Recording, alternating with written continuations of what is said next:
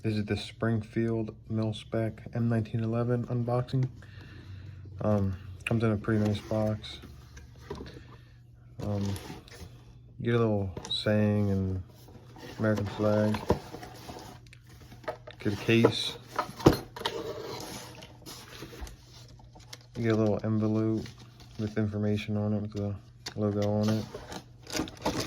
And then you just get the gun lock. In the envelope, get the safety manual, sticker, and this is warranty stuff to register and send it back if there's any problems.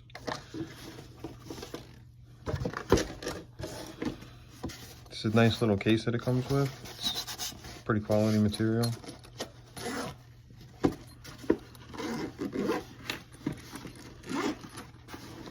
Inside, you obviously have your firearm. 7-round mag. It only comes with one. Comes with a stopper. It's the mil-spec.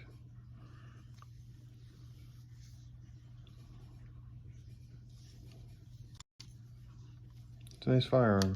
It's all metal. It's heavy, but it's not overly heavy.